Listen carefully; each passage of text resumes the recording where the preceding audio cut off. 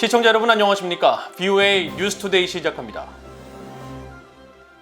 유엔 안전보장이사회가 비공개 회의를 열고 북한의 최근 극초음속 미사일 발사 문제를 논의했습니다. 일부 이사국들은 이번 발사가 유엔 안보리 결의 위반으로 국제안보의 위협이라고 규탄했지만 공동성명 채택에는 합의하지 못했습니다. 이런 가운데 백악관은 북한에 구체적 제안을 했지만 반응이 없다며 미국은 대화할 준비가 돼 있다는 입장을 재확인했습니다. 박형주 기자가 보도합니다. 유엔 안전보장이사회가 1일 비공개 회의를 열고 북한의 최근 미사일 발사 문제를 논의했습니다.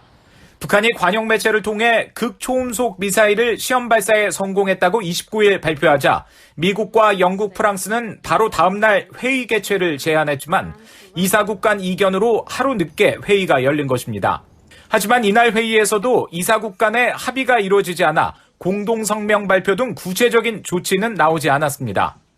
We are hoping to see the language. Nothing has advanced enough to be put on.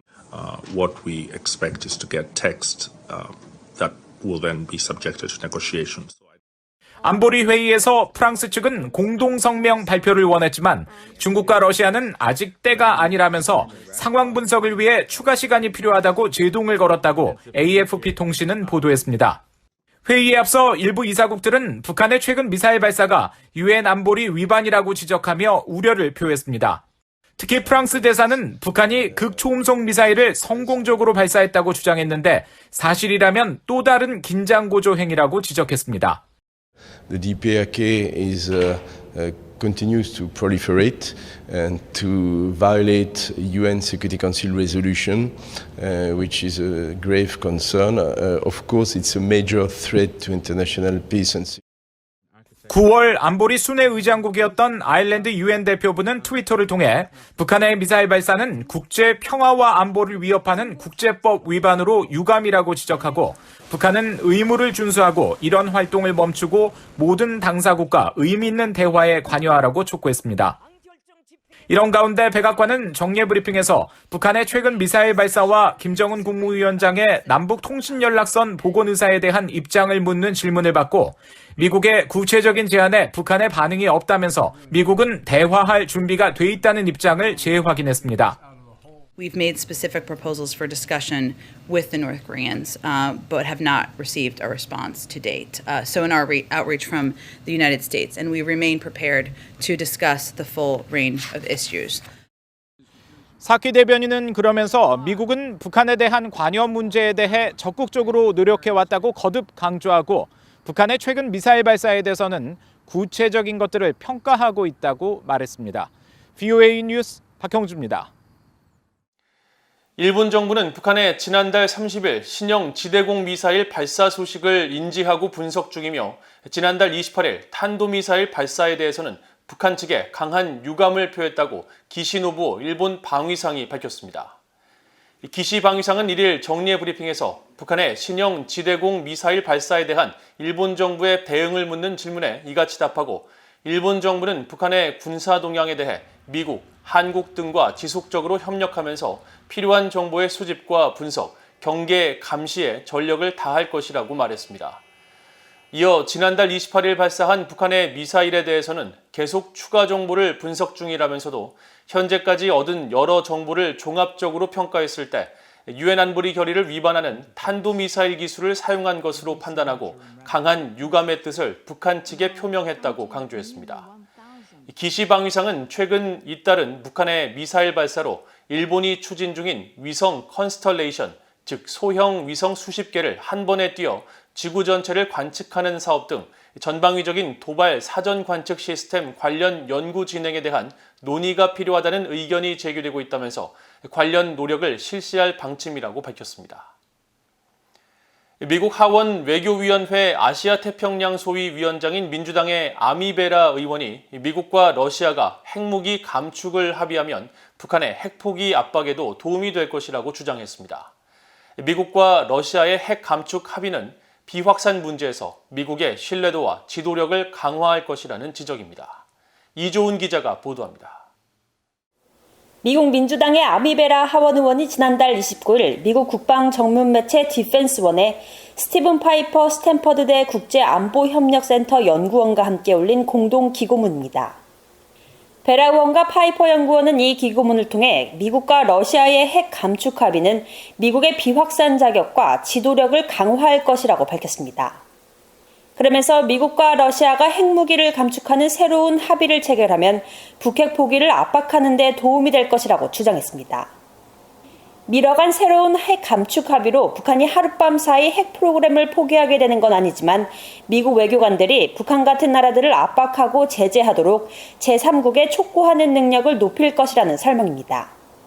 베라 의원과 파이퍼 연구원은 이어 미국과 전 세계 핵무기를 적절한 규모로 조정하는 건 억지력을 강화하고 확산 위험을 줄이며 미국과 동맹국에 대한 핵 전쟁 위협을 낮춘다고 밝혔습니다.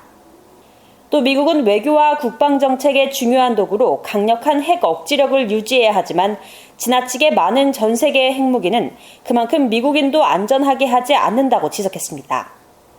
그러면서 미러 핵 감축 합의가 북한 핵 문제뿐만 아니라 미국과 러시아가 중국의 핵무기 개발 동결이나 제한을 압박하는 데 도움이 될 수 있다고 강조했습니다. 또 이런 합의는 미국 국방부가 새로운 탄도미사일 잠수함과 B-21 폭격기 등 핵과 재래식 정력에 대한 광범위한 현대화 요구 사업을 지원하는 데도 추가 재원을 제공할 수 있다고 설명하고 먼저 바이든 행정부가 미국과 러시아가 각국의 배치 핵무기를 1000개로 제한하는 협상을 목표로 할 것을 제안했습니다.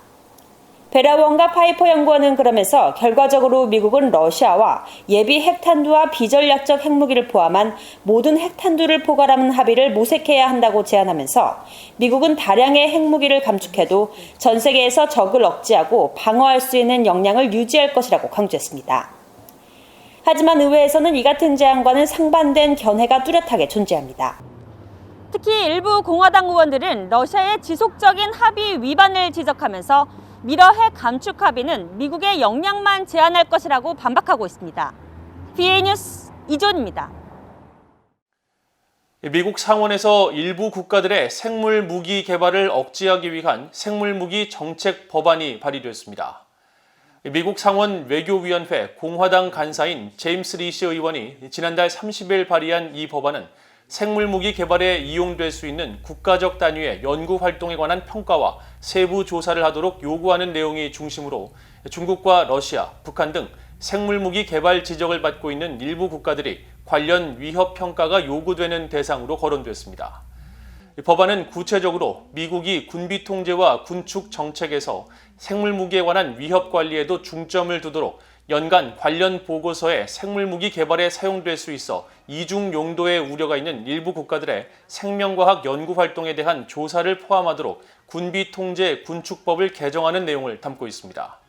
또 이 보고서를 통해 중국과 러시아, 이란, 북한, 시리아 등의 이중 용도 우려가 있는 생명과학 연구와 관련해 미국 국가안보와 확산 위협에 대한 세부적인 평가를 기술하도록 요구했습니다.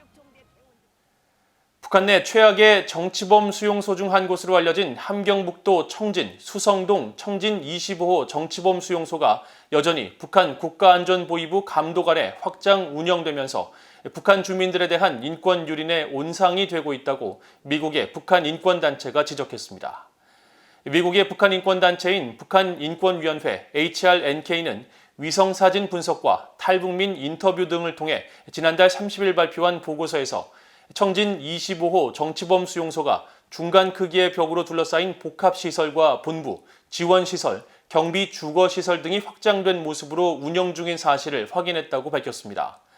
그러면서 현재 5,000명 이상의 수감자가 수감 중이며 지난 2010년 대대적인 보수 확장 공사가 진행된 이래 지난 2018년 다시 한번 외벽과 경계 감시 시설에 대한 보강 공사가 이루어지면서 시설이 더욱 견고해진 것을 확인할 수 있다고 설명했습니다.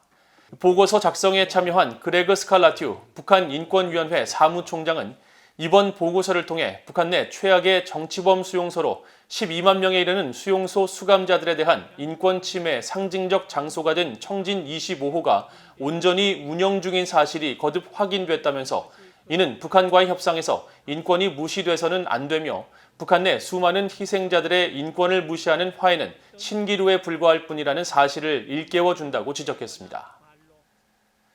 이상으로 BOA 뉴스투데이를 모두 마칩니다. 시청해주신 여러분 고맙습니다.